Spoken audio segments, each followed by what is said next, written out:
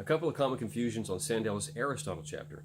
The first concerns the fact that he seems to at the same time downplay and criticize the teleological approach to political philosophy and politics and venerate and endorse it. He says that this purpose-based approach to what the purpose of a citizen is or a person, what their telos is, what the purpose of the state is, what the state's telos is. He says that this was originally developed at a time when people thought that nature was driven by purpose and inclination and maybe even desire. He gives the example of a flame rising because perhaps the flame's telos or its purpose or its inclination is to go up in the sky. He gives the example of the Greeks thinking of rocks. When you drop a rock, it goes down and hits the ground because the rock's purpose or its inclination, or maybe even its desire, is to go toward the center of the earth.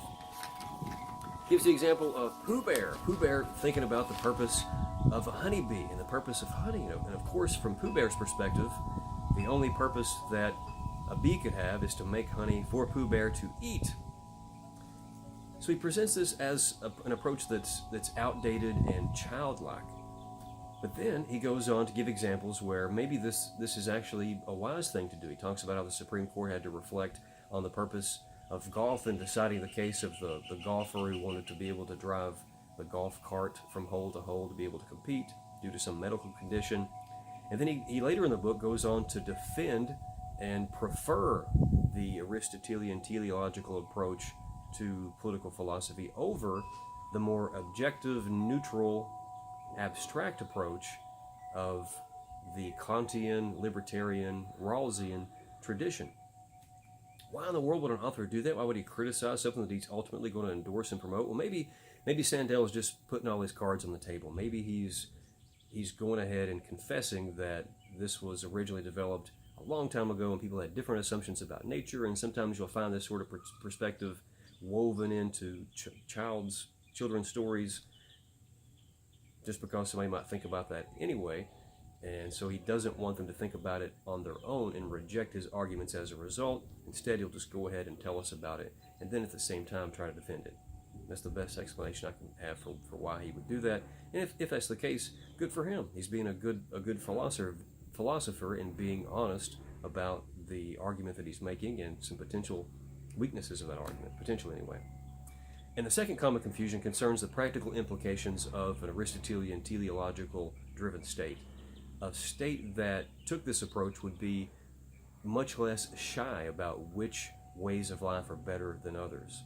It would much more heavy-handedly steer children's education, steer them into certain career paths based on their abilities, not necessarily based on their desires and their express inclinations, but instead based on their test scores and what the education system's analysis of their propensity or their likelihood to be successful in certain careers is or is not.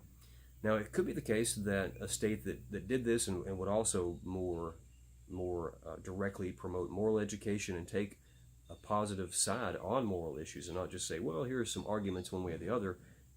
The state would be much more apt to say, this is actually the correct way. We've thought about this, and this is the way things should be. Maybe it's the case that if the state did that and it steered citizens and children into certain career paths, that we'd be happier. Maybe we'd make less mistakes. Maybe people who are better suited to be physicians wouldn't start out trying to be diesel mechanics. They would be steered into becoming a physician from the very start. Or maybe the other way around. Maybe people who would be better suited and happier and more effective and satisfied and a better producer and content, etc., as a diesel mechanic would do that from the beginning rather than trying to go into the medical field.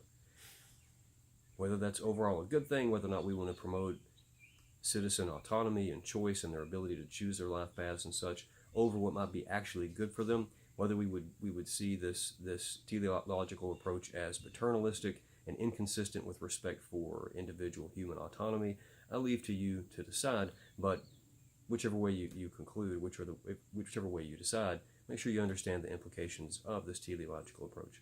So here you go, a couple of common confusions. Hope that was helpful.